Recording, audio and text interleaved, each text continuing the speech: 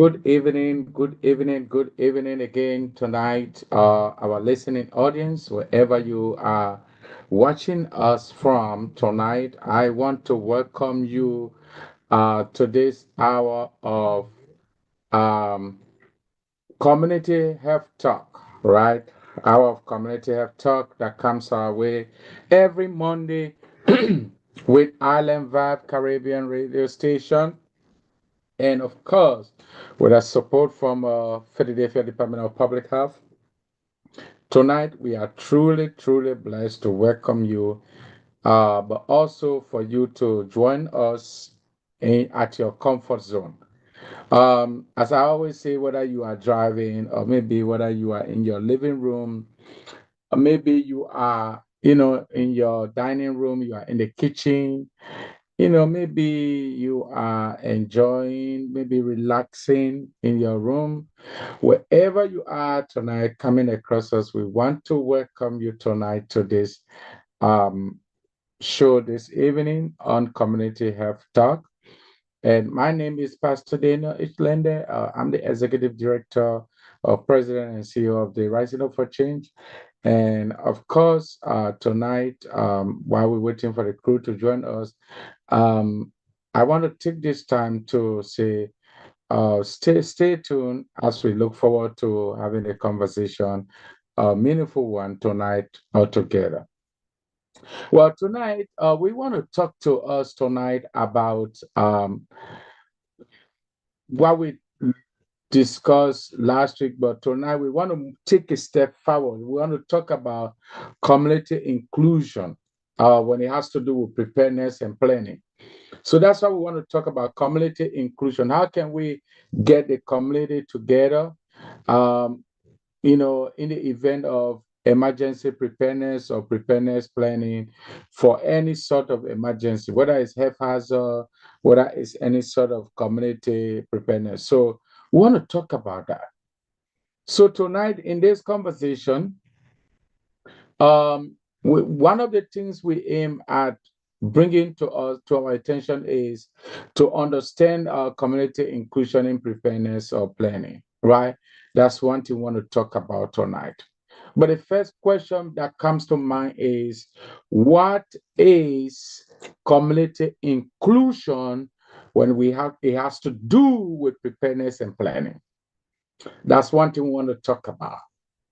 Basically, as we've been talking over the past period of time, the goal is, and for all of us as immigrant community members and living in the Southwest Philadelphia, one of the things we bring to our attention is to always be ready for emergency. We don't want to be caught unaware. And that's why this conversation is all about, to be able to prepare us to be ready for the the worst case scenario, which is the public health preparedness.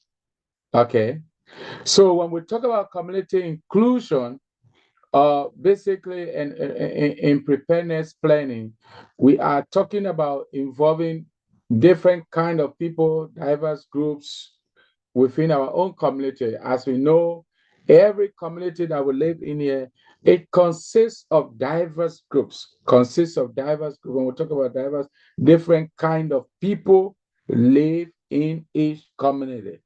All right, so take for example, you might have people of Black race, Latino, or you may have people um, of maybe white race, or you may have, brown race, any race that is there. Well, we when we talk about community inclusion, we bring everyone on the table for the conversation. We leave no stone unturned, right? We bring everyone on the table for the conversation.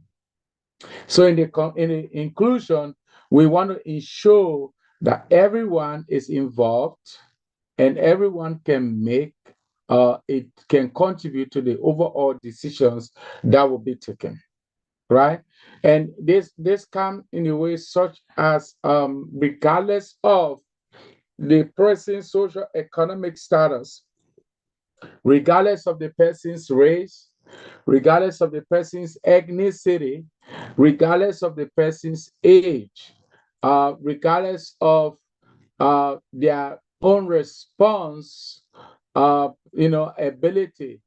So when we talk about community inclusion, we're not referring to uh, the various development and implementation of strategies for disaster readiness. Disaster readiness. That's one thing I want to make sure we can catch here. Disaster readiness. All right. So if we are prepared for any sort of disaster that we come across, that puts us in the right decision, in the right place. It puts us in the right position to be able to get us closer to recovery. All right, when we are right there. Okay, so it's important for that. Okay, very important for that. So community inclusion, it brings us to that level. Now, another thing, community inclusion, uh, I want to mention about is every time we talk about that is emphasize ensuring that every member of the community, including those, typically that are marginalized, when people are marginalized and alienated, they are excluded, we want to bring them back into the equation. Okay, whether people who are undeserved and you think that, well, I don't have status, I do not have the power to make decisions. We cannot talk about community inclusion without making reference to this. That's very important for us to mention here. We want to make sure that we can influence everyone on the equation. Okay, so we want to make sure that everyone's voice is inclusive. Everyone is added. Their voice is heard. You speak and you are heard. And when we talk about speaking, it means you make suggestions. You are part of the decision making, and of course, you are actively involved in the planning process. Okay, of what the community initiatives are, what those community initiatives are. Now, take for example, now we are in fall. In fall, we are beginning to see extreme cold taking place. All right, we see, the extreme, leaves are falling. What on your black in the community, what decisions has a black come up with in your community on collection, for example, trash collection? Maybe if a leaf or branch of tree falls, what kind of support do you get from the community? What has the decision of the community been when it has to do with certain things? All right. Now, in this fall, you know, what is a collective overall steps that your community have initiated when it has to do with um, with the planning process? Okay, with the planning process. That's what we're talking about. So we want to make sure that everyone is involved in the decision making. Everyone is involved in the decision making process. Very important, right? Okay. So talking about that, we cannot talk about community inclusiveness without talking about the ways in which the community should become inclusive. Yes, we have to ensure that the community involve a couple of things. First of all, involving um, every local community must be able to uh, organize planning efforts. Okay, and with that said, I know many of us as immigrant community here, we are used to community meetings, right? Sometimes once a month, the community meet together to discuss the welfare of the community. Well, here you usually don't see those kind of things coming on because of people's busy schedule, but also because of the environment. All right, but also one thing you will find here is that the various community, for example, they got homeowners association, but also there are other events that happen in the community. Now, the major message here tonight is that you should be part of those smaller groupings that do take place in your community. Yeah, that do take place in your community. Why? Because you cannot be isolated, or you cannot isolate yourself, from the rest of the other folks. So as a result, when we get included, what that does is a foster collaboration between, both the leaders and then also the community themselves, but the various actors in the community that make up the community to be vibrant and strong community. Now, what are those other actors? The healthcare providers, for example, law enforcement, public officials. Now, these people are actors that make up our community. You cannot have a community that does not link with the healthcare providers or the law enforcement or the public officials. If something happened, you want these people, the rightful actor, whether it's healthcare provider, to be involved. Maybe if a crime occurs, you want the rightful law enforcement department officers to be involved, right? But of course, if it has to do with policy, you want the rightful public official to be involved. Now, these are actors that we cannot exclude. Actors we must keep closer. Actors we must work with. Now they need us as a community. In similar way, we need them as also a community, right? So, for example, we in the immigrant community, we understand our language, we understand the way we can talk, the way we can behave, our culture and so forth. So people outside of our community, they need us to be able to work closer with members of our community to ensure that we are making up of a whole in the community we live. All right, that's why it's important. And if you see us on this initiative, it's because, for example, Rising for Change, because we are close to our own community, the immigrant community. We have a voice in our community. And that's why, for example, the city of Philadelphia can look at us and say, look, become our representative in the community.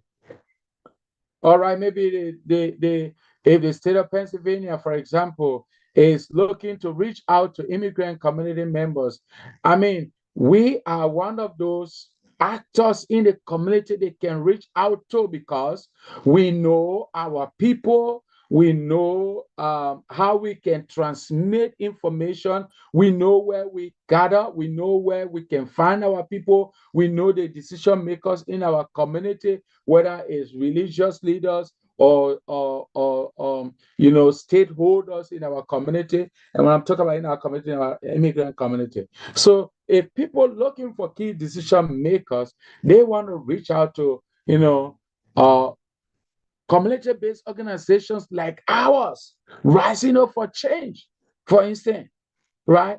Because we have what it takes to reach to the people. We have what it takes to reach to decision makers. We have what it takes to bring the community together.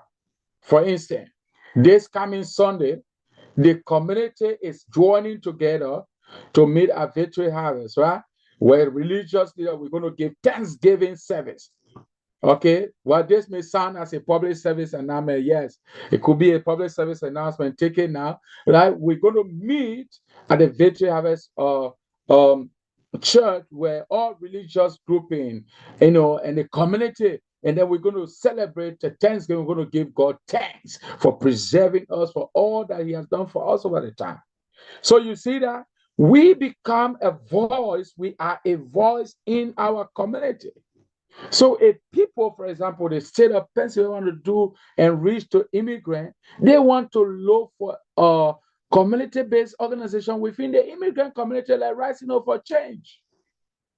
All right, for example, the city of Philadelphia want to reach the immigrant community with some important information like the health information, what we've been talking about over the time.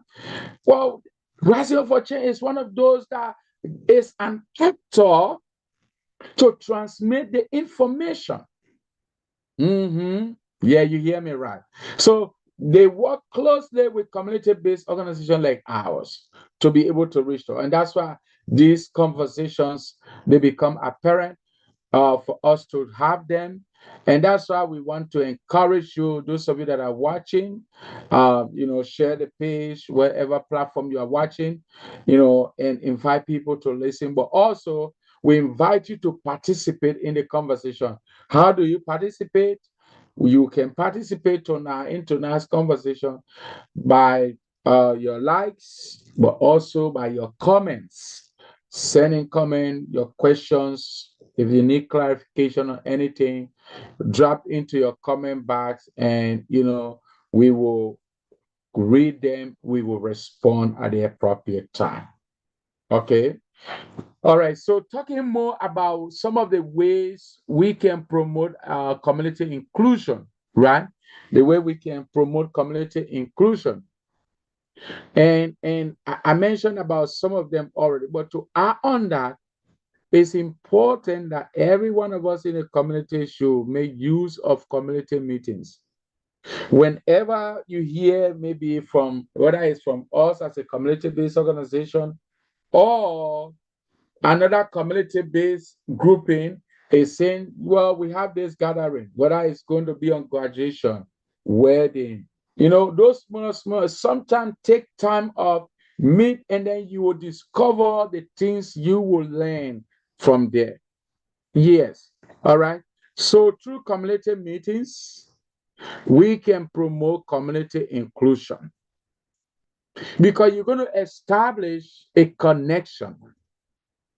You're going to establish connection, which will in turn help you build other relationships. Yeah. And so also sometimes we send out surveys like Rising Up for Change, but other community organizations send out surveys. So these surveys, right? Some most importantly, they focus on groups to gather some of those focus on groups, uh, how we can gather input on a particular subject matter we're discussing, or maybe a particular solution we want from the community. Your decisions. That's why it's very important when you receive this kind of invitation to participate into this conversation through surveys. Take them serious so that you know that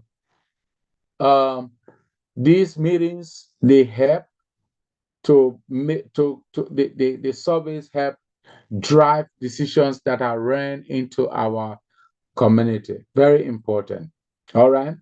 So another way we can get and promote our community inclusion is to ensure that preparedness, right? We have preparedness resources. So, for example, this past Saturday, Rising Up for Change, we had a roundtable conversation with youth. We had a roundtable conversation talking to them on gun violence, and we were talking to them about the various ways we can prevent violence. And as a result of that, we provided resources from, for example, from Philadelphia District Attorney's Office, resources that we have from Philadelphia Public Health, Department of Public Health. We gathered those resources and we gave them out to the those who were there. We had resources from the city of Philadelphia, and some of the resources were helpful resources regarding your utility, bills and assistance, and all the things that happen. fall preparedness, winter, and all of those. So those resources can always be available at your doorstep too, right?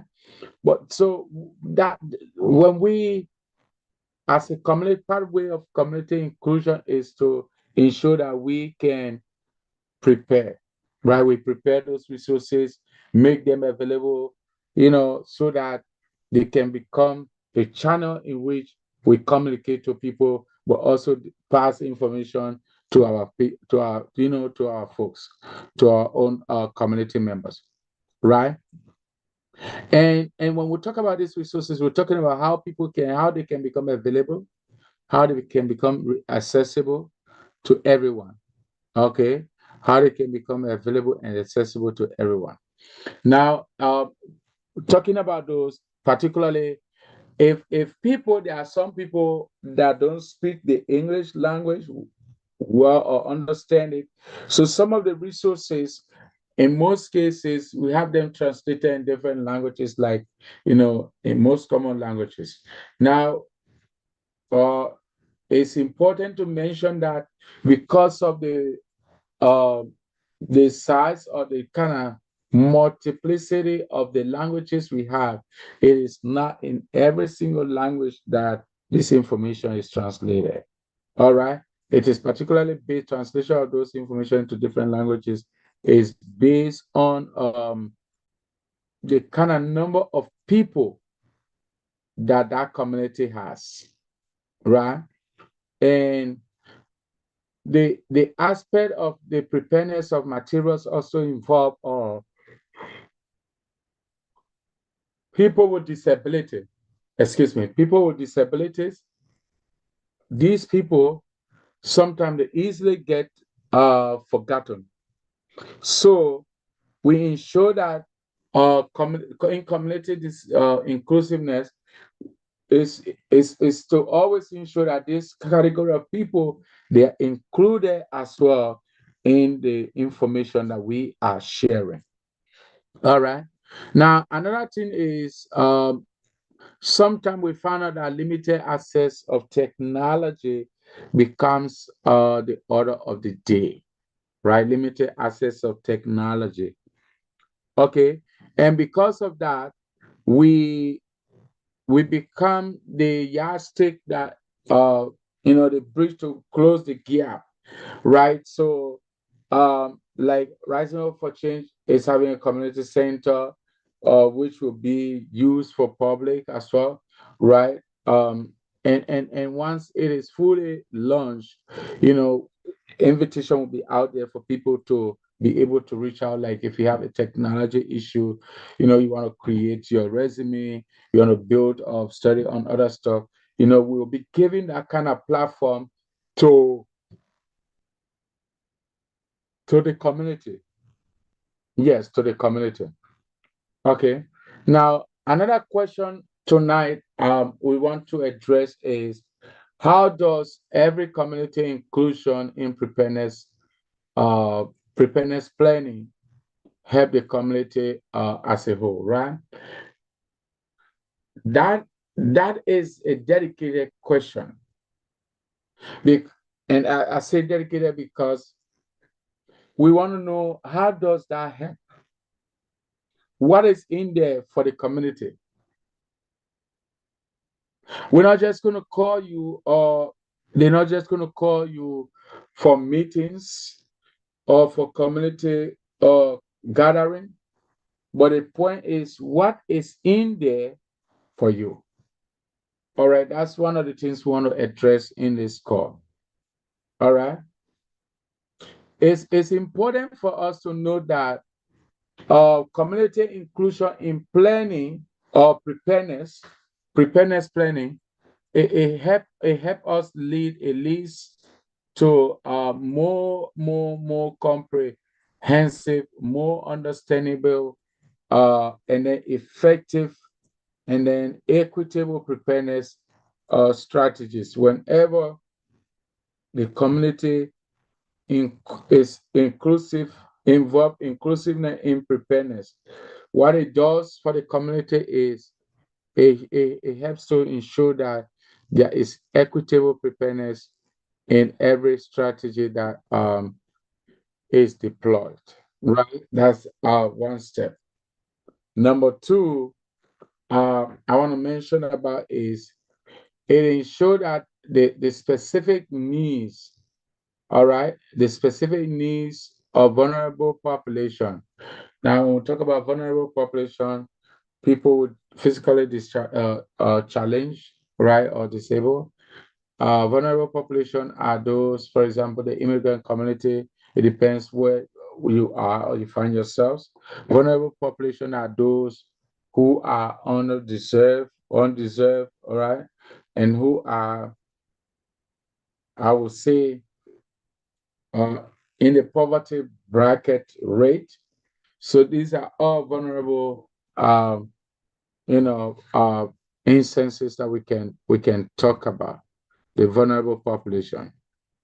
And when we talk about vulnerable population, we also want to mention about the elderly people. We want to talk about the disabled, the non-English speaking people. So language barrier becomes also a vulnerable population, right? If we have a sizable uh, group of people and they cannot understand the general language that is spoken, so it becomes a vulnerable population, and that society decision makers must pay attention to that. All right. So let's also consider also the group of reducing the risks of them being overlooked during emergency. What can we do to reduce the risk of those who have been excluded and then incorporating them back into the or on the table discussion? That's something we need to look at. What can be done in that? Of course, we see community inclusion must definitely, we all must be able to ensure that we reduce risks. And I already talked about those risks of being overlooked, right? Overlooked in a particular group. The particular group of category of people, right? Whether it's Black, Latino, white, whatever the category is. Okay, so that we can prevent that concept of being overlooked. All right. And also, I want to mention about what it does is that it helps to build stronger community itself, right? It helps to build a strong bond of the community itself. And then it helps to also create a way of trust, right? Trust, and then making it easier way to create trust, but also making it easier to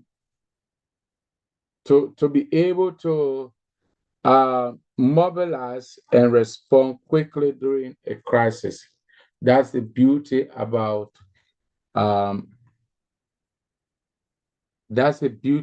community inclusiveness. If we include people, we try to reduce the risk factor based on the level of inclusion that we see ourselves or find ourselves in. All right.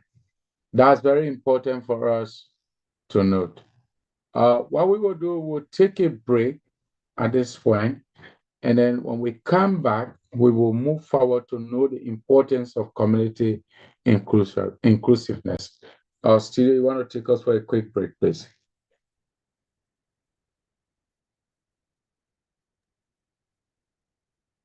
All right. Kevin said she was coming. Plus this. Welcome to Table Talk with Nikki G The Voice, where we bring to you highlights of entrepreneurs, leaders, organizers, and much more.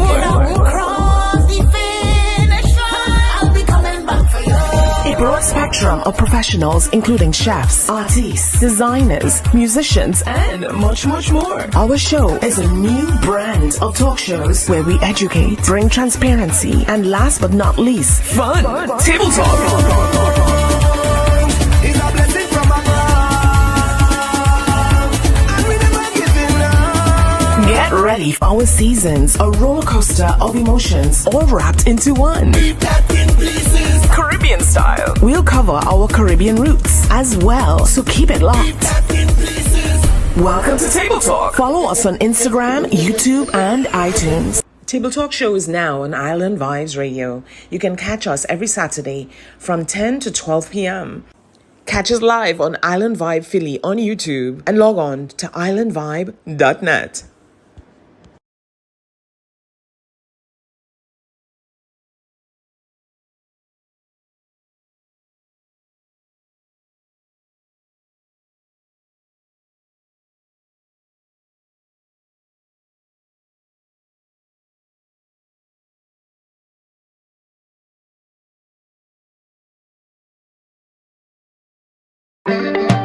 Excellent.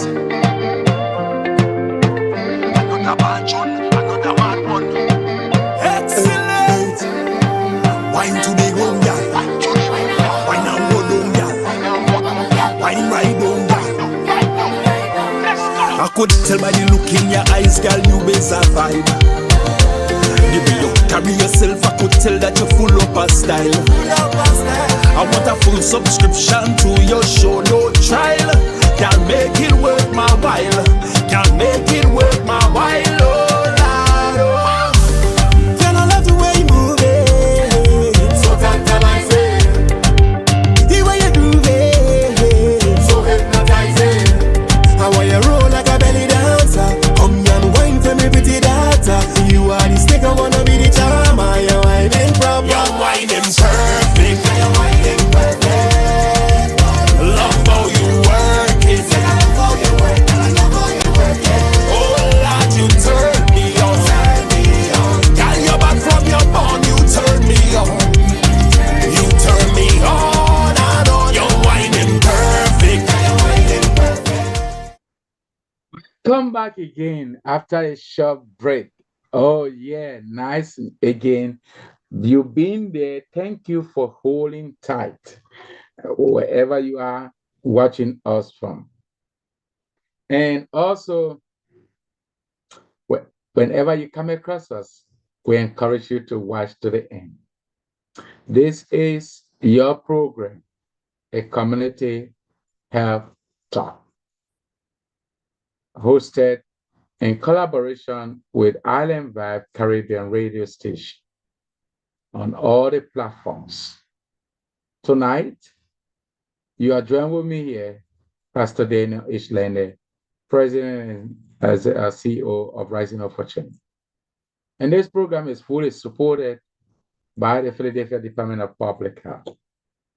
Well, we've been talking about community inclusiveness tonight. In this next segment, we want to talk about the importance of community inclusion. But then we will move forward to talk about the role of each of us as a community members or dwellers. So the question is, what is the importance of community inclusiveness? Well, I would love to share and note that community inclusion, it helps us to ensure that emergency plans are realistic. You know, when I use the word realistic, I'm talking about the situation where it fits every category of people. That people were involved in the decision making that incorporates and took note of every aspect. So they are realistic, they are practical, and most importantly, they can be sustainable. And I want to underscore the word sustainable because the plan that you make for community inclusiveness must be sustainable. And the word sustainable is to be able to support it, that it will not die, to keep it flowing. Right? So, as members of the community reflect on the lived experiences, you have folks in the community who've been there 10 years. They know exactly what are the benefits of the community, but also they know what are the challenges of the community. For example, every community does have their own challenges in all of the 4 seasons. So that's why it's important for that inclusiveness in the planning stage. For instance, if you live in a community that got trees, in your community inclusive planning, you want to take note of collection of leaves during fall. Also, you want to take note that if it is heavily raining, there are times when storm come, the branches may break over homes or block the road, power outages, and so forth. So the community inclusiveness in planning helps to be able to deal with all of this. That's why it's important for every member of the community to be involved.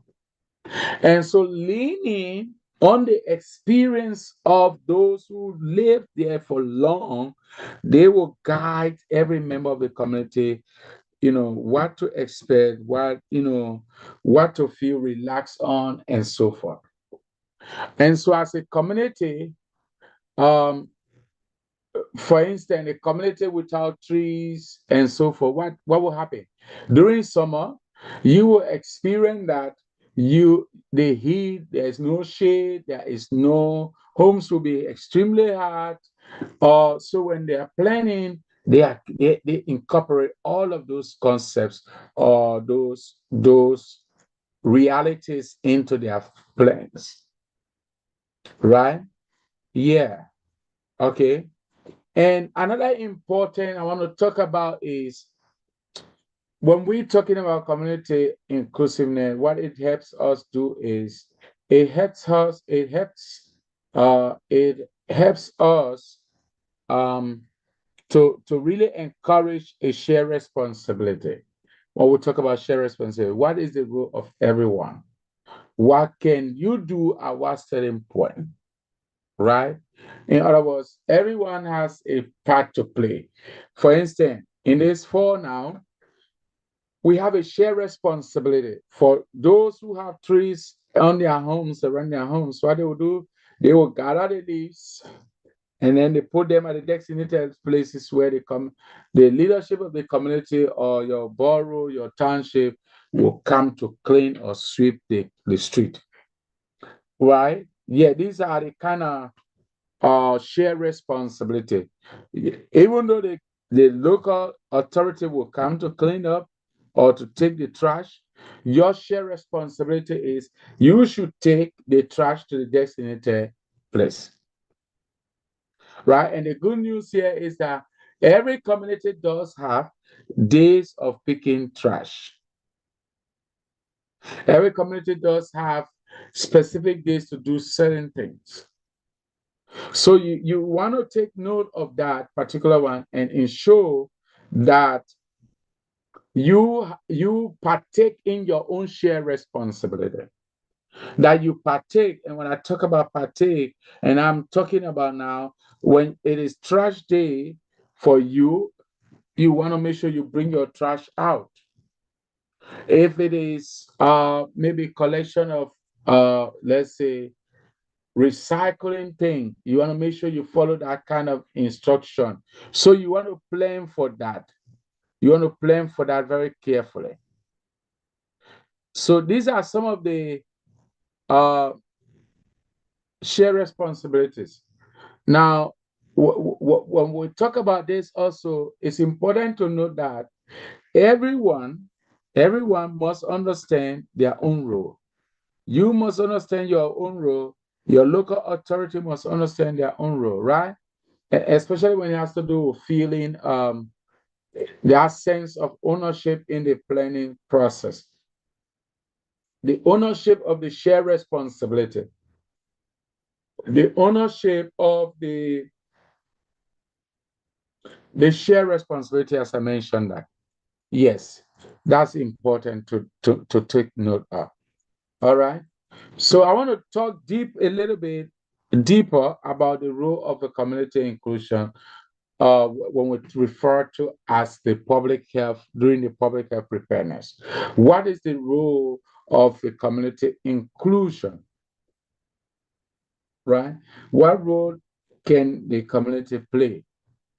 Very important, and for us to discuss that as well, right? So when it has to do with community inclusion for public health preparedness, one of the things that comes to our mind is that public health preparedness is not, it's not just about having medical resources, but what it is about ensuring that equitable access to these resources is available, right? Resources. So we cannot have resources in the community, but only a few people have access to it. We cannot have resources in the community and we don't know where they are. Or maybe people don't know where to go to when they are in need. Now, the other shared responsibility will even be, have you even visited your local borough or township to the administrative building of or have you even attended your borough's monthly meetings? Some boroughs or township do have meetings twice a month. Some do have the first Wednesday or the last, and the last Wednesday. It depends what your borough is. So you need to check in and see when does your local council hold meetings to discuss your community. When the decisions are all taken, you need to be aware of that time and moment, right? You need to be aware. All right. So another thing is the role that we need to the community can play in terms of inclusion in the preparedness for public health is involvement of local health providers, right? To ensure that okay, we got the list, we know, do we in fact do we have a health facility in our community? If not, which is the closest that you do have? If you do have, okay, what are the key contacts you need to have? All right, you need to make sure that the community is aware of those things. If there is an emergency, medical emergency, what are the preferences to go to? Right? What are those areas you need to go to look for something? When you have issues with housing, when you need to maybe get some, you want to renovate, where do you go to get permits and all of those things? It's important to know that you need to be aware of all those minor, but very crucial steps to be aware of them. All right? Very important. Also, community leaders need to be aware. You need to liaise with your community leaders in planning, the community in general, ensuring that, you know, the response are culturally, competent, right? Responders and so forth. So responses that we receive, they are culturally competent and they're accessible to everyone in the community. That's one aspect you want to take note of. All right. Now, as we getting closer to drawing curtains, um, let me close with responding to some of the questions that we're getting around. One of the questions we see is, what does community inclusion mean? in the context of preparedness um, planning? Well, we answered that question earlier on, but I want to make sure that I can pass that on again. When we talk about community inclusions, it means ensuring that all community members, now watch that, all community members, regardless of their background, all community members, regardless of, what their orientation looks like, right? Regardless of that, they have a voice in how everyone is preparing for the community well-being.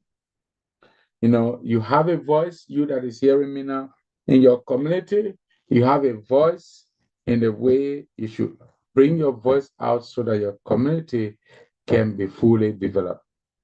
Yes, the community develops when everyone is on board. When everyone is on board. All right, that's very important to take note of. All right. And that includes the vulnerable community, right? Considering when we're considering the emergency plan, we should include the vulnerable community into the conversation. Now, another question that we got is, what is it important to include uh, vulnerable groups, vulnerable groups like the elderly and disabled in preparedness planning?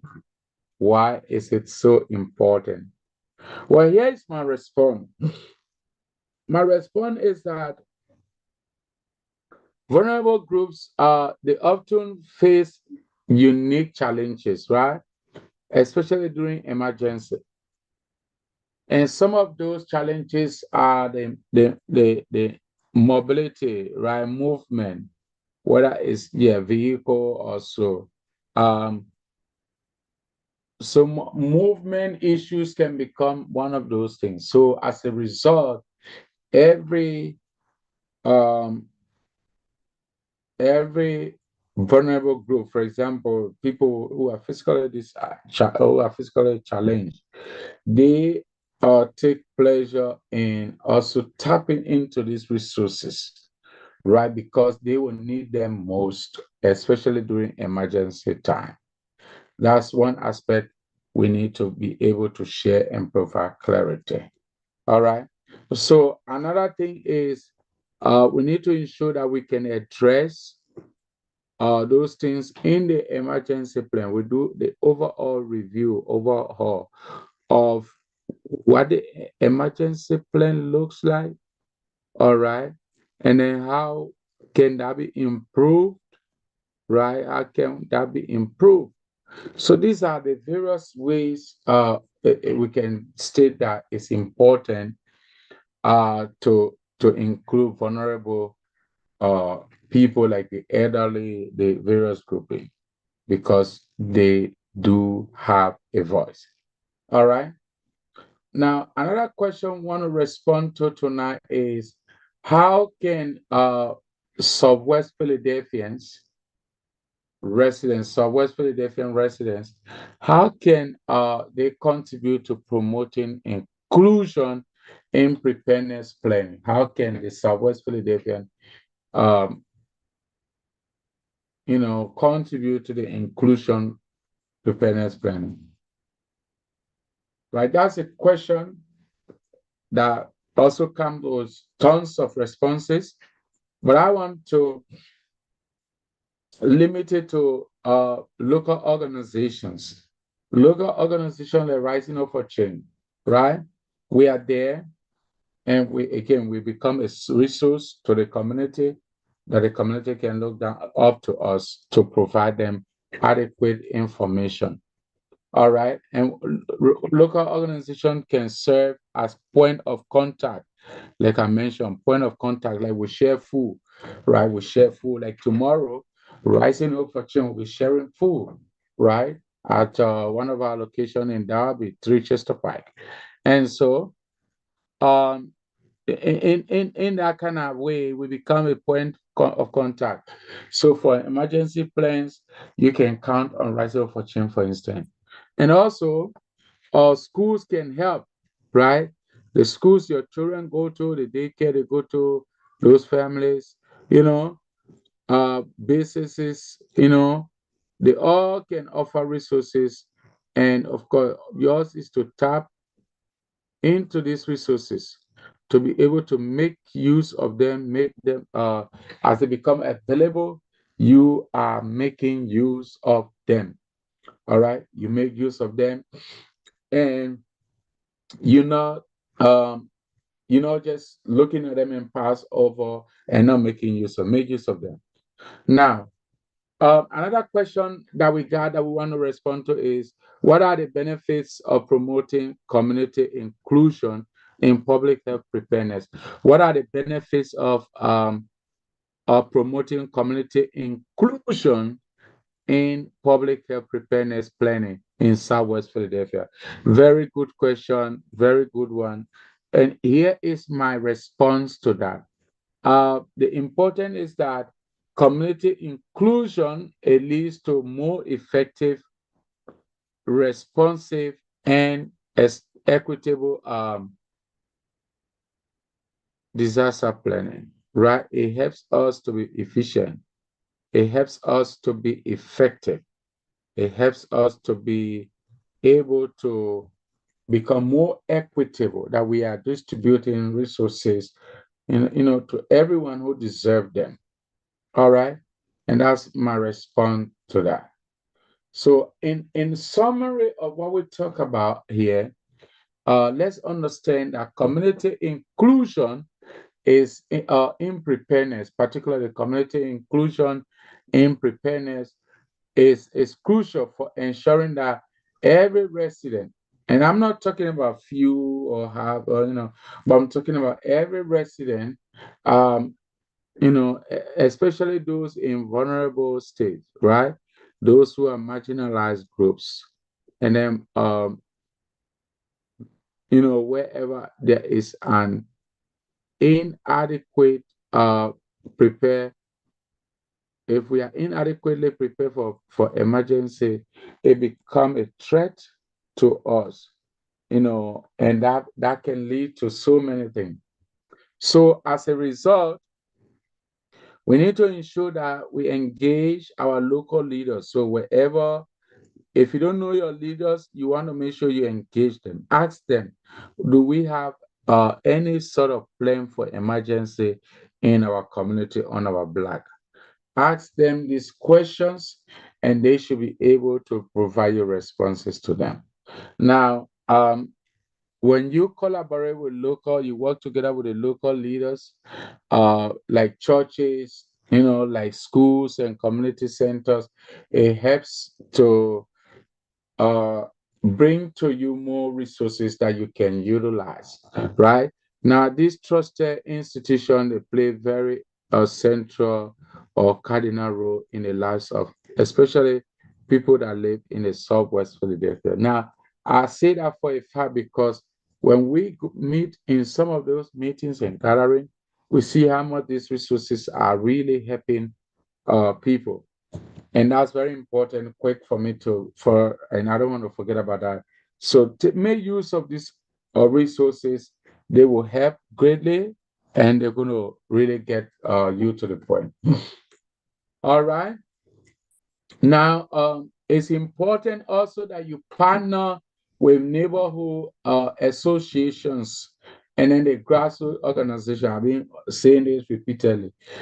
If you're a homeowner, partner with homeowner association, and then have an association so that, people, you can belong somewhere as a member of a community.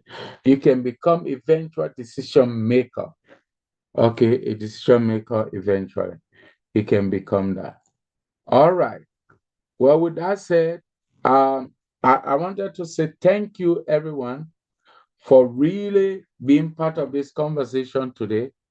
Thank you for ensuring that from the start to now, you have been there and your Program host tonight was Pastor Daniel Ishlander, and President and Executive CEO of Rising Up for Change. With that said, I want to thank you again. Thank you for being there, for listening to us, and for being a contributor through your comments. Thank you for that. So we look forward to joining you again next week on the same platform, same time. And until then, I want to personally say kudos and thank you for being there tonight in this conversation. Have a wonderful one. Happy Thanksgiving to every one of you. Make sure you don't overeat the turkey, right? Leave some. And, those of you that are traveling, safe travels. Those of you that are meeting with families, wishing you a very wonderful one, a very wonderful Thanksgiving. All right, don't forget to, you know, think about preparedness and so forth. Until then, shalom and talk to you on Monday. God bless.